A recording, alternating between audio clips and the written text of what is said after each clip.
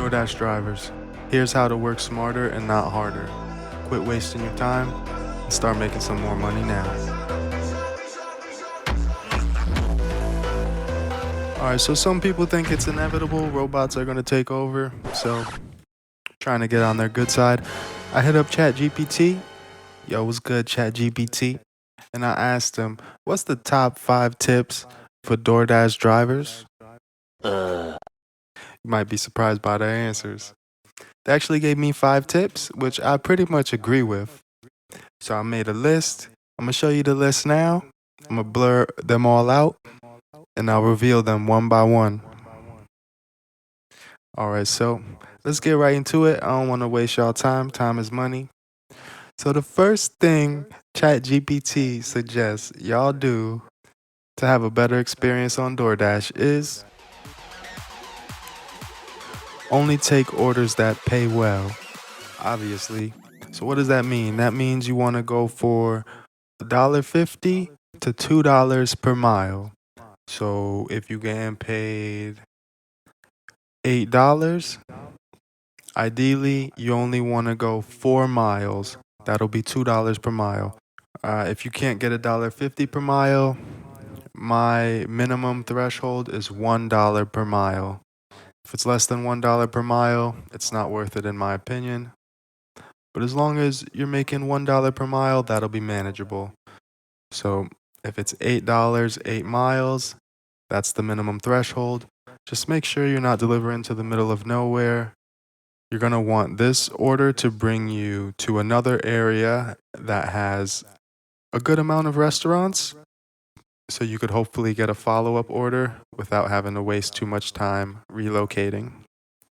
Alright, so ChatGPT suggests you don't accept every order, you look at the pay to mile ratio, and also they suggest you watch for stacked orders.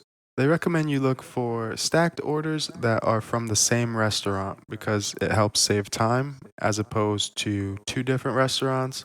Personally, I prefer the stacked orders that have either 1 pickup at the same restaurant for 2 orders or 1 drop off. Alright, so number 2 on ChatGPT's top 5 tips for DoorDash drivers is work peak hours. Pretty obvious as well, but lunch and dinner rushes equal more money. You gotta know the hot spots and the timing. So the best times to work in general are lunch, 11 to 2 p.m., and also dinner, 5 to 9 p.m. approximately. Those are the peak hours.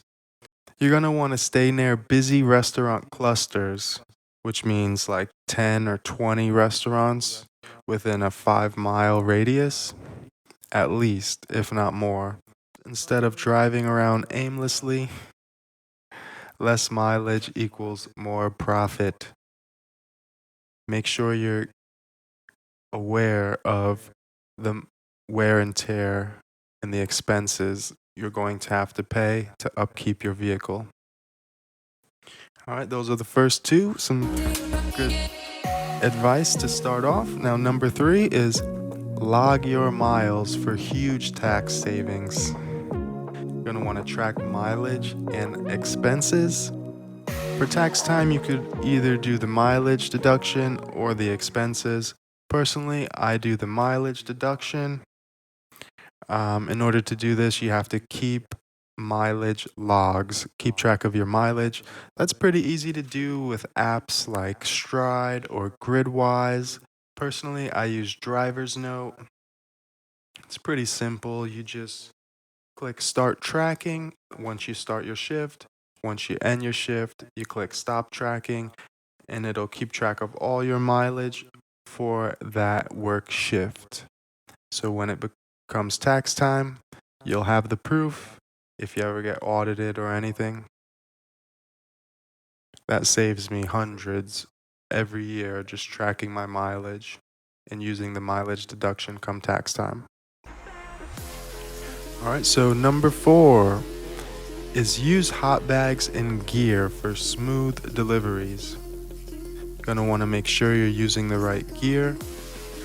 Insulated hot bag keeps the food fresh, and the customers do notice. It does make a big difference, in my opinion.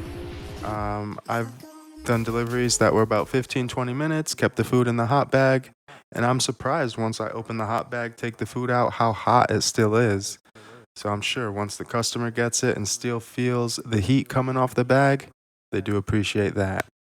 I do get some extra tips after drop off occasionally, which is a nice little extra profit.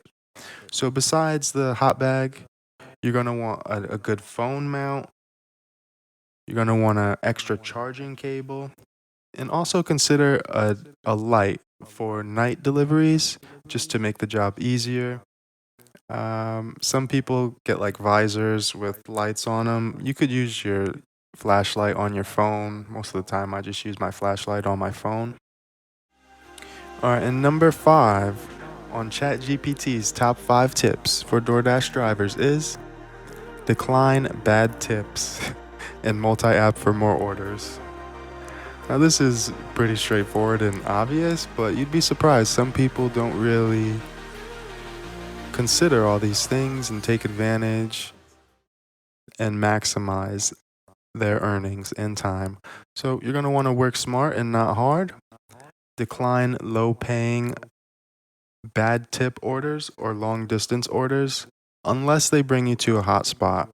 When I'm on earn by time, I normally cancel anything with $0 or $1 tip unless it's like under 3 or 4 miles.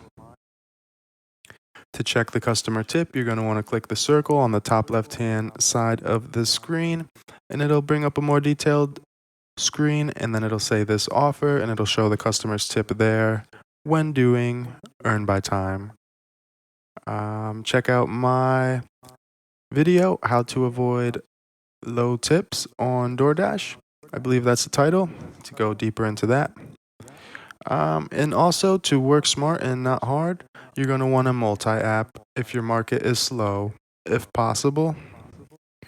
So that could mean signing up for Uber Eats, Grubhub, Instacart, Shipped. Just have another option so you can log into that as well when it's slow and get more offers coming your way. The more offers coming your way, the easier it is to get a good offer and to stay busy and to make good money. I do have a video on multi-apping as well, the ultimate guide to multi-apping. Check that out if you're interested. So those are the top 5 tips there. I agree with all of those. ChatGPT did a pretty good job of coming up with this list.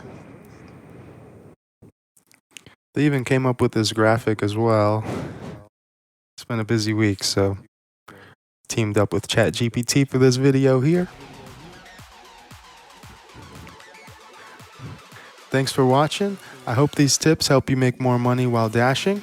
If you found these useful, hit that like button, subscribe for more driver tips, and drop your best DoorDash hack in the comments below. I'd love to hear it. Stay safe out there, work smarter, not harder, and I'll see you in the next one. Peace out, hustlers.